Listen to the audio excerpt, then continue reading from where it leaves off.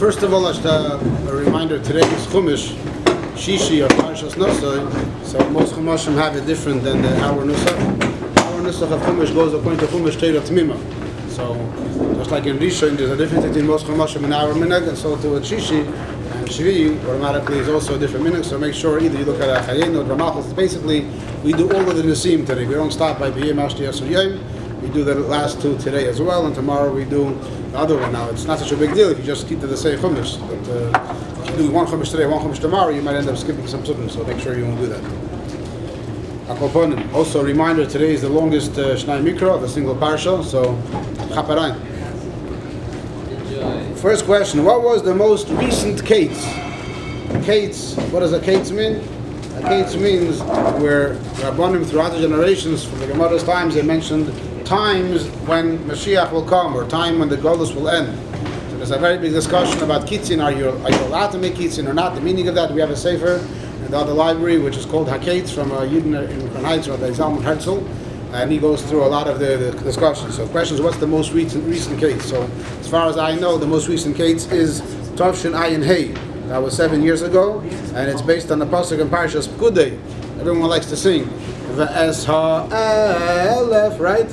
But that ha'elef is, so the Alter Rebbe one time when he was a Balkoira, instead of saying V'es ha'elef, he said V'es hey elef shva me'yesh chamisha v'shivim, which is hey elef, 5,775, 5775.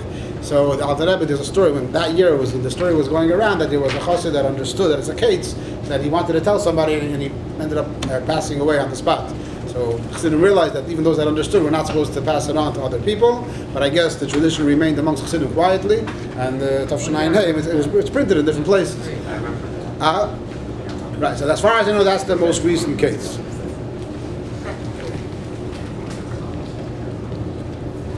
Where's Mashiach? What are we doing wrong or not doing enough of? There's no answer for that. Mashiach has to come right away. We're not doing anything wrong. We did enough of everything, and there's no excuse why Mashiach shouldn't be here. If Hashem was telling Avram that, that's not written clearly, but how come he just, okay, whatever, I'll spend the question in my words, but the Bachar is asking that Avram Avinu, when he was, his name was only Avram, he wasn't able to have children. And Hashem told him, say mates like Nino Shalchad, Ibishar said, I'm going to turn your name from Avram into Avraham, and the mainly you'll be able to have children. So the Bachar is asking, why did Hashem have to change his name to Avraham? Hashem could have changed the way things run and make Avram have children. Why was it necessary to change his name to Avraham? So the answer seemingly would be that in general there's a rule that Hashem makes as little miracles as necessary. Only when Hashem created nature, Hashem wants it to run in a certain kind of way, and only when it's really necessary, for whatever reason, Hashem wants to reveal godliness into the world, Hashem wants to punish or reward for something specific, then Hashem makes something which is l'mayla min hateva. Other than that, Hashem tries to make things al pi teva, and even when He does make a miracle, He tries to make the miracle, so to speak, as least shidud hateva as possible. So it could be that in the stars and all those kind of things work, changing his name to Avraham ends up being a lot more natural than having Avram have children. Having Avram have children goes against the whole constellations and the stars and all the Shtashulus, and that would be a very big miracle. But changing his name to Avraham is like in a way an easy fix that doesn't really change much. We see today when people are not feeling well, it's a common thing that we add a name, usually the name Chaim or Alter, a similar kind of name. What are we trying to do? Miracles. We're trying to do what Hashem did to Avram Avraham. We're Kivyachol shifting the hashpah to get from a different place that it should be more Teva Nidav and Nigla. So that's the pshat why it's not considered a bigger miracle. That's why Hashem did it this way. Yeah? Yeah?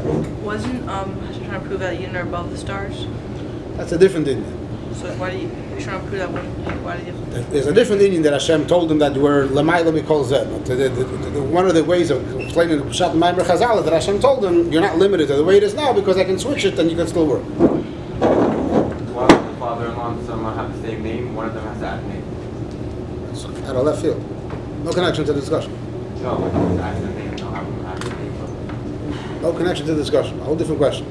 Put it to the box and then we'll look it up for a different time. Can't put me on the spot, remember. Very, very heavy question. What should I do if my parents said they don't love me? Because you know. It's hilarious. It's awesome. It's a very, very tough question. The only thing I can say without knowing is I assume that all parents love their children. The assumption is based on the teva that Hashem created. The havdil, even animals have the teva, and it goes against the teva of a parent to not love their child. Sometimes a parent gets upset, and a parent in a moment of anger can say something which implies that they don't have love for the child. Sometimes they can say it in an explicit way which can't be understood differently. But the understanding is that no matter what the parent says, the parent loves their child. It's an inherent thing. And even though the parent maybe doesn't want to love their child, they can't help themselves but love their child. So you should know that your parent loves you, no matter what he says, no matter what she says. At the same time, sometimes your parents want you to behave in a certain kind of way. So there's many methods of trying to educate children. Some of the ways are b'derech yimin mikarev, some are smel doiche. So sometimes a parent might feel that the good way to educate their child is in a way of smel doiche, by telling them, I don't love you, so this way the child will behave better. Is it the right way, the wrong way? It's a different discussion, but it could be that's what's happening. But you should know your parents love you, and they want the best for you, and they want to help you out. They want you to be matzliach. And at the same time, you have to know that you have to do your part to serve Hashem and be a good boy. That's the best I can do without knowing more information. I don't know. I don't need to know more information. But if it's worse than that, meaning if sometimes the parents, their love is so hidden that it's mamish, the child never ever feels loved by his parents, and he really feels that his parents hate him and out to get him, then sometimes you have to have intervention. You have somebody telling the parent that your kid feels that he doesn't love you. Most cases, the parents would be shocked to hear such a thing, and that could help out. That could help the parents start showing their love. But again, this is only based on what the question was written. Did the Rebbe say that we are achishena? The Gemara says that it asks a whole bunch of contradictions regarding when Mashiach comes. If it's going to be, for example, we're going to fly on the clouds, or we're going to go on a donkey. So the Gemara, the other contradictions, the Gemara answers many of the contradictions by saying it depends how Yidden are going to behave. If Yidden are going to be Zoiche, we're going to have Mashiach achishena quickly in a special kind of way. Loi Zachu, if we're not going to be Zoiche, it's going to be Be'ita. It'll just be in its right time in a different kind of way. So the Rebbe does imply this. I just looked it up before in Sefer HaSichos Tav Shinun, page 651. Put the camera on for a second, just a little bit. Sefer HaSichos Tav Shinun, Chelik Beis, page 651 in the Harder. The Rebbe over there says that there's a regular Seder of Geula, what it says in Chazal in general, only applies if it's going to be Zoch. However, now that we're Kol HaKitzin, we finished all the Kitzin and all the times that passed already, so now the rules don't apply. So the Rebbe doesn't clearly say the words, at least in that Sikha, Achishana, that we are even after Achishana, but the Rebbe is basically telling us that the implication is that yes, we are, based on what we went through, we deserve Mashiach to come in the best possible way, not in a Loi Zachu Be'ita kind of way. I remember once here the Rebbe clearly said Zachu, we're in a way of Achishana, but I couldn't find it. Only what I was able to find is what I said just now. What does the actual word mean? Achishana, I will rush it. Ki gos chish varofa. Chish. Make it quick. What is the goal of Toim Chet Mimim? Anybody knows what this little booklet over here is? This is called Kundras Eitz HaChaim. It was written by the Rebbe Rashab. This booklet was given to me by the Rebbe when I was a kid. Chav Cheshvan Tovshin and Al. The Rebbe gave it out. And this Kundras Eitz HaChaim, the Rebbe Rashab wrote a number of Kundres. Which ones? Kundras Hamayim, Tefillah, Aveda, and Kundras Eitz HaChaim. So Kundras Eitz HaChaim, each one had a different. They say the Rebbe Rashab said that he also wanted to make a Kundras HaAchilo Ushtiya. Kundras how to eat and drink like a chassid, like a yid. Akopanim Kundras Eitz HaChaim, what it's about is that Rebbe Rashab established a yeshiva for Bachim to learn Chassidus. Well, Chanech Lanar, not really a Kundras. That's a different kind. No, another one. Kundras Chanech Lanar. It's not like Kundras. It's Chanech Lanar. These are Kundres. These are the four ones that are called. Part of the name is Kundras. Chanech Lanar is a savo, is a testament to a will that the Rebbe Rashab wrote. Kiviyachol had to be mechanat to Friedrich Rebbe, but it's a lot more information there. Akopanim. So Kundras Eitz HaChaim, when the Rebbe Rashab established Toim Chet Mimim, it was a very big chiddush that Bachum should be learning Chassidus. Now in Zohar it says that Teiras HaNigla is called Eitz Hadas, and Primis HaTeira is called Eitz HaChaim. So the Rebbe Rashab was basically saying we should start learning Eitz HaChaim. So in order to explain himself why it's so important to learn Eitz Chaim, to learn Chassidus, he wrote a whole Kundus. And the beginning of the Kundus is a little bit not deep, but it's a little bit harder. It's harder for a Mesivta Bachar to learn on your own. But as it gets into the Maimer from Yeshud Aleph Bemis, but later after it gets a lot easier to read. So Nois Chav Beis, the Rebbe Rashab, after making the whole Akdam of the importance of Chassidus, he says, Va'ato olai lo hidiya lachem matoras hisyastus agudaseinu.